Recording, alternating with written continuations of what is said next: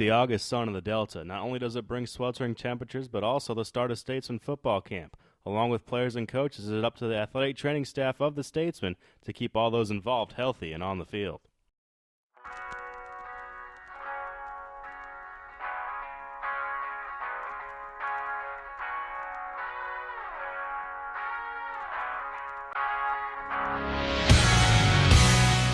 Gerald, out here, football camp getting back underway. Just talk about some of the challenges and what you have to prepare you and your staff for with all these athletes. A lot of it is just the first order of business during camp is hydration. And we use a lot of water, a lot of ice, courteous holiday ice, and a lot of all sport, courteous knee-high.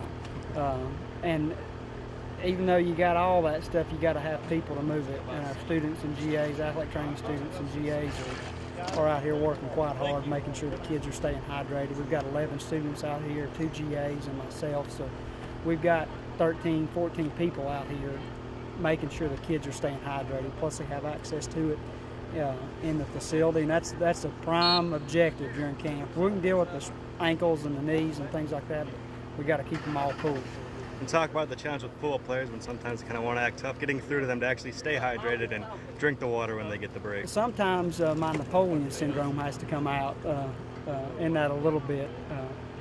Most of the players are taller than I am, so I may have to look up to them and jerk them by the helmet or shoulder pads. But I will say all the kids are mindful. They're out here to do a job, and that's what they came to school to do. So I would much rather prefer to have the ones that we have to hold back versus the ones we have to kick in the tail.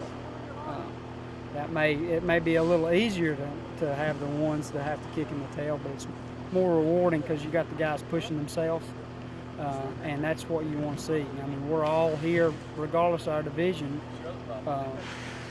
in the support staff realm, we're all here to win. I mean, now obviously our main focus is to keep them is to monitor the health and safety, and we do that, but we got that too in the back of our mind.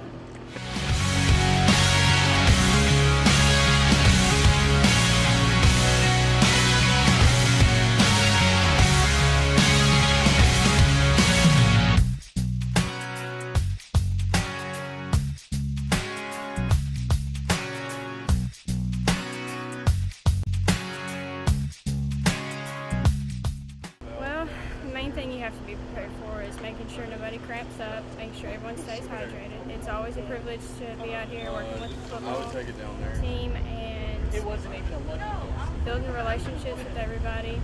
Right on. Just really.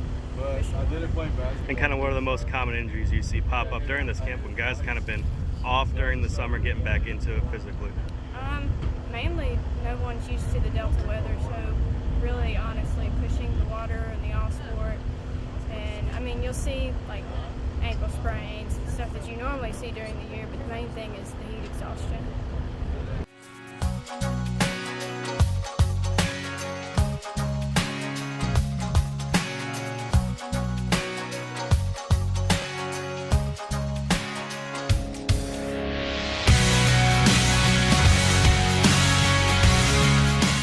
Just out here talking about athletic trainers today, talk about your relationship with them and how they work with you and your staff. Well, I have to have a great relationship with them. It was my wife's one, so she'd kill me if it wasn't. But Gerald and his crew do a great job. They're what makes our program go, to be honest with you. They got to make sure our guys are physically ready to go, because as much running and banging as we do, and they do a great job here. And they have to be our best coach, to be honest with you, because there's going to be injuries in football, and Gerald and his staff do a great job of making sure our guys are ready. And out here in the camp, when the guys have maybe been off for the summer, getting back into it, what do you try to get into them about going in to get treatments, making sure they stay hydrated at practice? We want to make sure they're in there all the time, because as hot as it gets here in the Delta, we're finding that out quick, myself included. Coaches need to stay hydrated, and so we're telling them to make sure they get in there and get treatment every day, whether they realize they need it or not, because Gerald knows he's been through this rodeo more than once, and these young guys need to listen to his expertise. So we're telling them to get in there all the time to make sure they take care of their body.